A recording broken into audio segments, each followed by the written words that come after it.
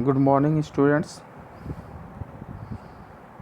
आज मैं फिर से आप लोगों के सामने एक बार कक्षा 11 का आरोह भाग 1 से गद्य खंड का पहला चैप्टर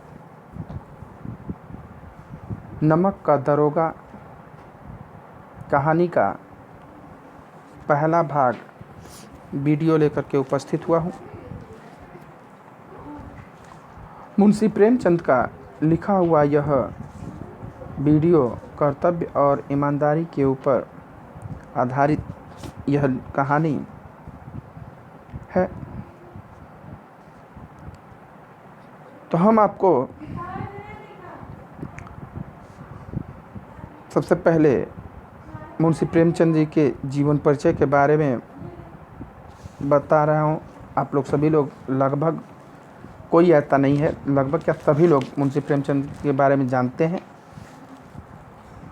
हर कक्षा में लगभग उनकी एक कहानी पढ़ते आए हैं। 9th में आप लोगों ने दो बैलों की कथा पढ़ा है, हमने ही पढ़ाया है आप लोगों को। तो जीवन परिचय के बारे में बताया भी है कि मुंशी प्रेमचंद जी का जन्म 31 जुलाई सन 1880 ईस्वी में बनारस के निकट लमही नामक गांव में हुआ था।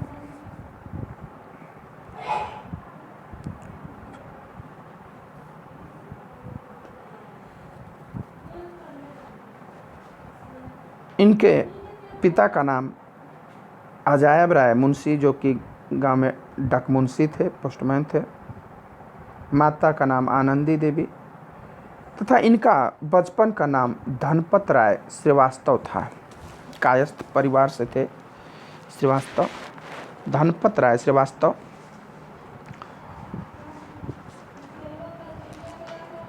चार वर्ष की आयु में माता का निधन तथा 7 वर्ष की आयु में पिता का निधन हो जाने से इनका प्रारंभिक जीवन संघर्षमय बीता। उस समय की प्रथा के अनुसार इनका 15 वर्ष की आयु में विवाह भी हो गया, परंतु उस विवाह से ये नाखुश थे। बेमेल विवाह हुआ था, तो वह विवाह इनका चला नहीं। 1906 ईस्वी में इन्होंने दूसरी शादी की शिवरानी देवी से, जो कि एक विधवा थी, बाल विधवा थी।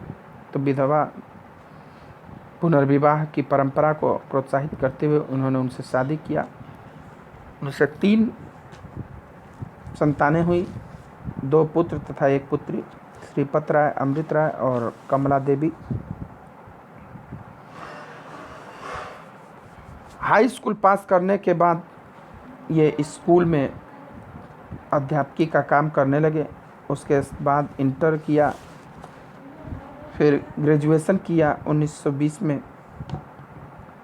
ग्रेजुएशन के बाद शिक्षा विभाग में इंस्पेक्टर पद पर आसीन हो गए, परंतु स्वतंत्रता संग्राम आंदोलन में भाग लेते हुए गांधी जी से प्रेरित होकर के इन्होंने नौकरी से इस्तीफा दे दिया और स्वतंत्र रूप से लेखन कार्य करने लगे।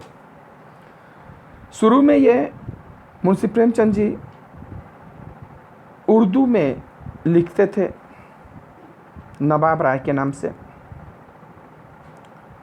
उसमें इनकी पहली जो उपन्यास आया असरारे मुआद्दिब, फिर उसके बाद हम खुरमा, हम सबाब,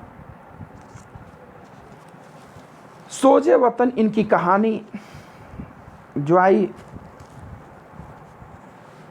1960 ईस्वी में। सोजे वतन अर्थात देश का दर्द, वह कहानी देशभक्ति का जज्बा जगाने वाला, लोगों के अंदर आक्रोश पैदा करने वाला था। उस कहानी पे रोक लगा दिया, बैन लगा दिया गया था। उसकी सारी प्रतियां जब्त कर ली गई और इन्हें हिदायत दे दिया गया कि अब आप दोबारा लेखन कार्य नहीं करेंगे। उसके बाद से इन्होंने, इनके मित्रों ने, इनके शुभेच्छुओं ने इन्हें राय दिया कि आप नाम बदल कर लिखिए, तो प्रेमचंद के नाम से लिखने लगे। प्रेमचंद के नाम से इनकी पहली रचना आती है बड़े घर की बेटी, जो 1910 में प्रकाशित हुई। हालांकि इन्होंने लिखा पहले था, सौत नामक कहानी इनकी है, पहले इसको लिखा था, लेकिन प्रकाशित सौत बाद में हुई, 1915 में प्रकाशित हुई। और बड़े घर की बेटी पहले प्रकाशित हो गई, तो पहली रचना बड़े घर की बेटी ही मानी जाती है। पहला उपन्यास इनका सेवा सदन 1916 में आया। आखिरी उपन्यास इनका कफन, जो कि इनके मृत्यु के बाद छपा।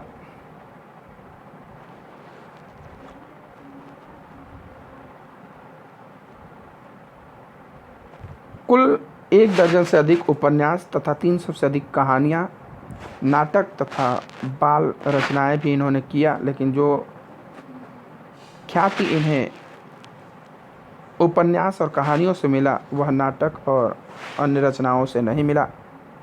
शरत चंद्र चट्टोपाध्याय ने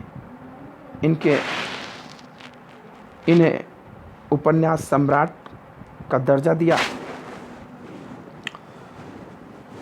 मुंशी प्रेमचंद, नाम इनका सिर्फ प्रेमचंद था, लेकिन कुछ लोग कहते हैं कि मुंशी, चूँकि ये पढ़ाते थे तो पहले जो लोग पढ़ाते थे उनको मुंशी जी कहते थे लोग, या जो कायस्थ परिवार से होते थे उनको मुंशी कहा जाता था। तो लोग ऐसे मानते हैं कि ये उनकी उस परंपरा के, लेकिन नहीं।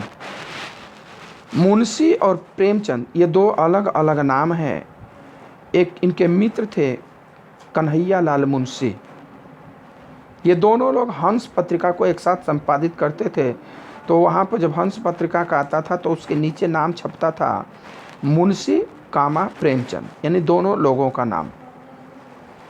परंतु लेखक इस बात को ध्यान नहीं देता है, तो अब उसको इतना वो प्रचलित हो गया कि कामा उसमें लोग भूल गए, अल्पविराम भूल गए और मुंशी प्रेमचंद ही जानने लगे, और ये मुंशी प्रेमचंद के नाम से विख्यात हो गए।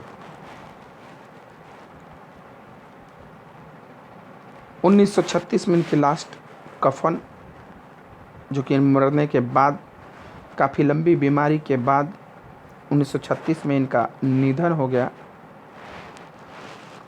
ये मुख्य रूप से ग्रामीण परिवेश पर आधारित इनकी रचनाएं,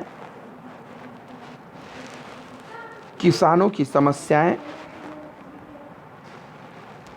मध्यम वर्ग की समस्याएं, पशु पक्षियों तक के दिनचर्या का वर्णन इनकी रचनाओं में मिलता है।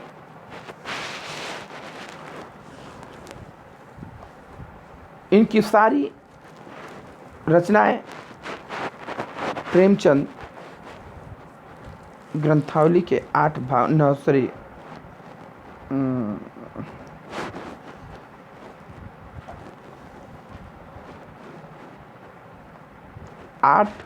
भागों में संकलित है।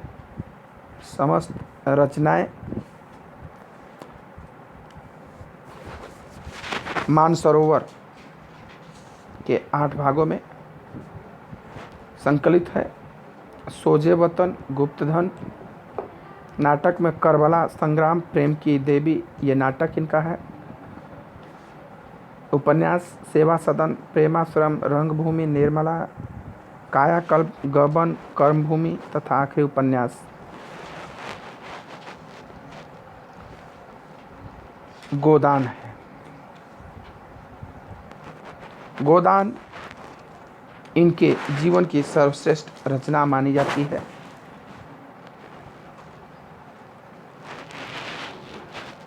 प्रस्तुत कहानी नमक का दरोगा 1914 में प्रकाशित हुई,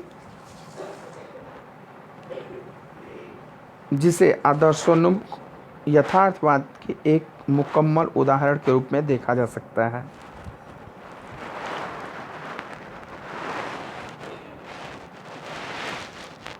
इसमें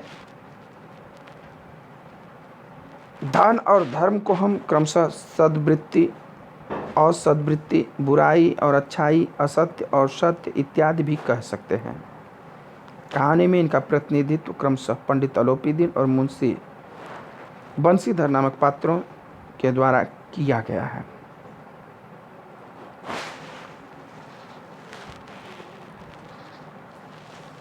कहानी है कि बंशीधर एक नौजवान युवक पढ़ाई लिखाई कंप्लीट करके नौकरी की तलाश में निकलने जाता है, तो उसके पिताजी उसको क्या सलाह देते हैं, क्या कहते हैं,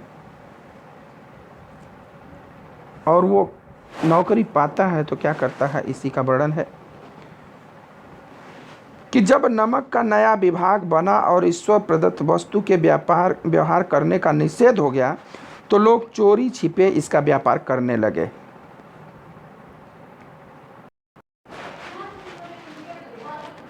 नमक विभाग 1929 से पहले, नमक पहले स्वतंत्र था, जैसे कि हम धान, गेहूं इत्यादि अपना पैदा करते हैं और अपना बेचते हैं, उस प्रकार से पहले नमक भी गुजरात इत्यादि के किसान नमक बनाते थे और नमक बेचते थे। लेकिन अंग्रेज़ी सरकार ने उस पर कानून बना दिया कि आप नमक को ऐसे नहीं बेच सकते हैं, हमारे अधीन कर दिया जाएगा।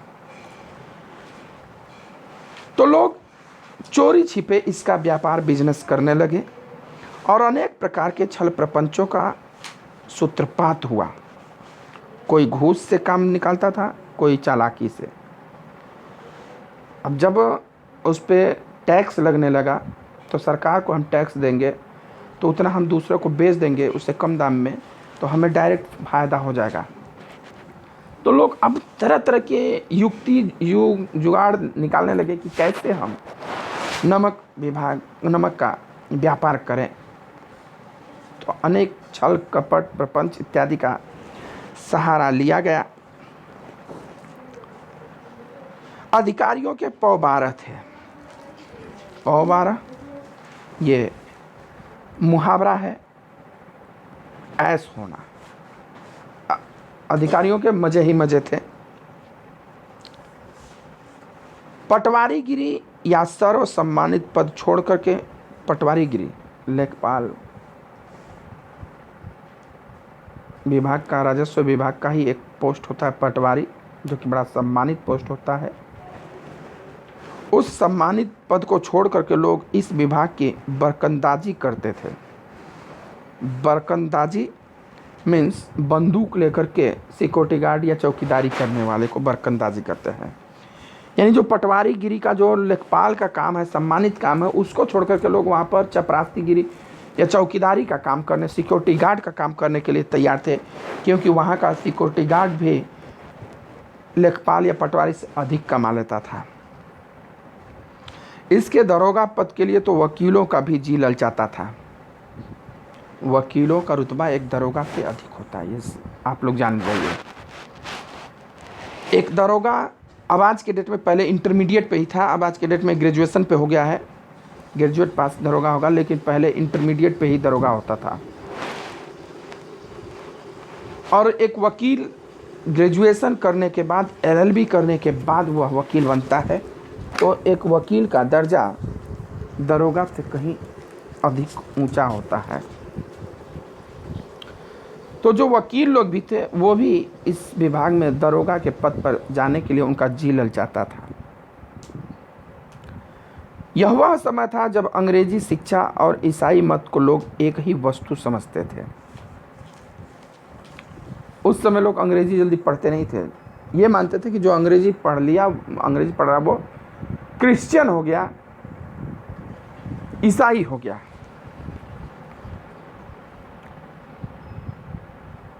फारसी का प्राबल्य था, उर्दू फारसी का उस समय जोर था। प्राबल्य मीन्स जोर। प्रेम की कथाएं और श्रृंगार रस के काव्य पढ़कर फारसिंदा लोग सर्वोच्च पदों पर नियुक्त हो जाया करते थे। जिस समय की रचना की तो वो उस समय जो कवि थे वो राजा महाराजाओं के प्रेम प्रसंग का वर्णन करके फारसीदा यानी फारसी जानने वाले जो लोग थे, उर्दू फारसी के लोग, वो लोग ज़्यादातर प्रेम रस की कविताएँ, श्रृंगार रस की कविताएँ हैं लिखते थे और उसी से उनका जीवन यापन चलता था। मुंशी बंशीधर भी जुलेखा की विरह कथा समाप्त करके मजनू और फरहाद के प्रेम वृत्तांत को नल और नील की लड़ाई और अमेरिका के आविष्कार से अधिक महत्व की बातें समझते हुए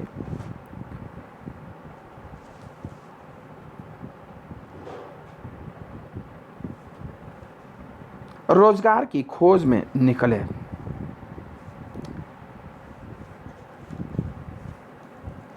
जुलेखा की विरह कथा, ये सब कहानियाँ हैं, विरह यानी दर्द भरी कहानियाँ, मजनू फरहाद, लैला मजनू की कहानी, सीरी फरहाद की प्रेम वृत्तांत और नल और नील की विरह लड़ाई।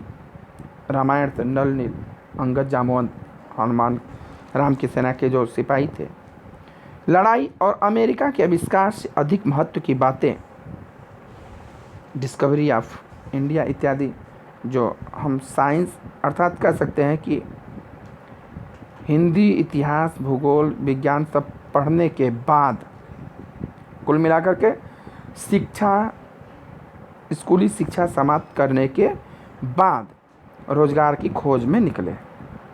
अब नौकरी, भाई पढ़ाई पूरी हो गई तो अब नौकरी की तलाश में निकले।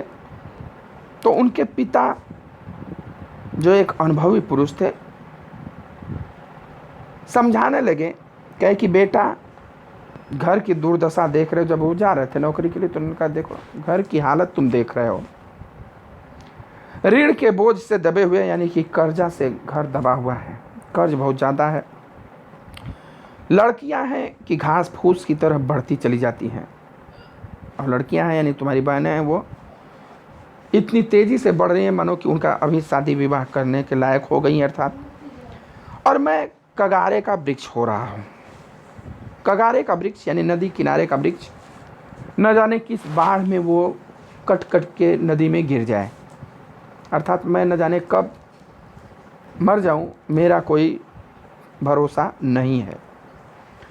अब तुम ही घर के मालिक मुख्तार हो, अर्थात तुम ही अब घर के मालिक हो, सब कुछ हो, बड़े आदमी हो, तो नौकरी में ओहदे की ओर ध्यान मत देना। कह रहे नौकरी ढूंढने जा रहे तो आप पद की तरफ बहुत ध्यान मत देना कि मुझे वकील बनना है, नहीं, आप दरोगा अगर बनने का मौका मिल रहा है, पटवारी बनना है तो मत बनो, चौकीदार बन जाओ नमक विभाग का। अर्थात ओहदे की तरफ, पद की तरफ ध्यान मत देना कि वो कितना सम्मानित पद है, क्या है, ऐसा काम ढूंढना। यह तो पीर का मजार है, जो पद है, जो ओहदा है, वो पीर का मजार है। मजार अर्थात कब्रें, सूफी संतों की जो कब्र होती है, वहाँ लोग माथा टेकते हैं। लेकिन जो पीर साहब, मौलवी साहब होते हैं, कहते हैं कि निगाह चढ़ावे और चादर पर रखनी चाहिए, मजार पर ध्यान मत दो। मजार अर्थात पद पर ध्यान मत दो, ये देखो कि वहाँ पर ऊपरी आय कितना है। जो उस मजार पर मत्था टेकने आ रहा है, मजार मत देखो कि मजार कैसा है, ये देखो कि उस पर चादर जो चढ़ा रहा है, जो उस पर चढ़ावा चढ़ा, वो कैसा है।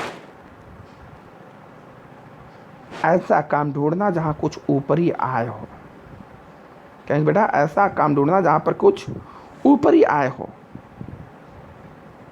मासिक वेतन तो पूर्णमासी का चांद है, जो एक दिन दिखाई देता है और घटते घटते लुप्त हो जाता है।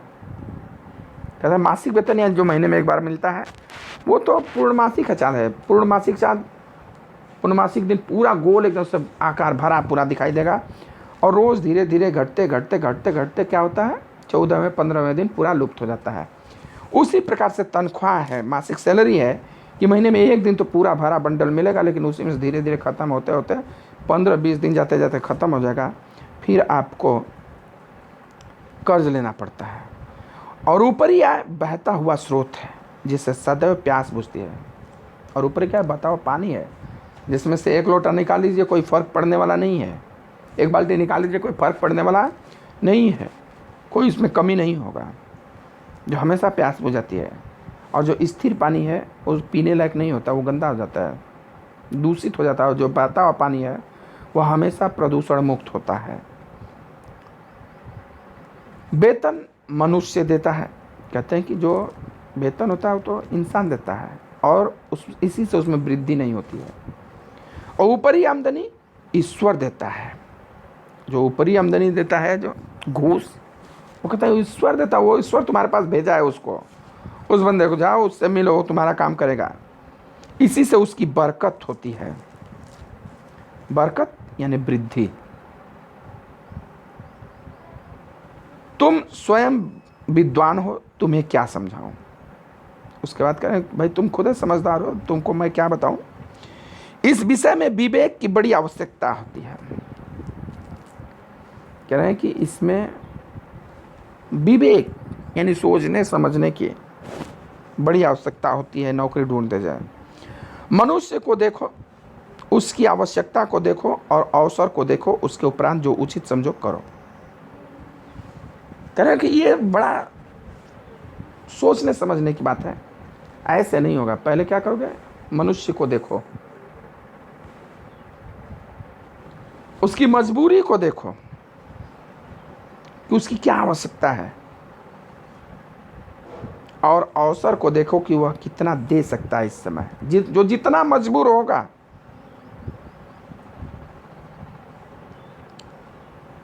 वो उतना ही तुम्हें लाभ देगा। गरज वाले आदमी के साथ कठोरता करने में लाभ ही लाभ है। जो जितना मजबूर है उसके साथ अगर कठोरता करेंगे तो आपको ज़्यादा बेनिफिट देगा। लेकिन बेगरज को दाव पर पाना ज़रा कठिन है। और जो मजबूर नहीं है, जिसकी बहुत ज़्यादा आवश्यकता है ना, उससे आप घूस मांगे तो आपका वीडियो वायरल कर देगा, वीडियो बना के आपको बदनाम कर देगा। इन बातों को निगाह में बांध लो, यह मेरी जन्म भर की कमाई है। ये भाई मेरी पूरी जन्म भर की कमाई है, मैं तुम्हें उपदेश के रूप में दे रहा हूँ, इसको ध्यान में रखना। ठीक है, आज की वीडियो में इतना ही। अब अगले भाग के वीडियो में आगे की कहानी बताएंगे। वीडियो में अगर कोई भी समस्या हो आपको तो आप हमसे फ़ोन करके या कमेंट करके पूछ सकते हैं। अब वीडियो अच्छा लगे तो उसको लाइक और शेयर ज़रूर करें। धन्यवाद।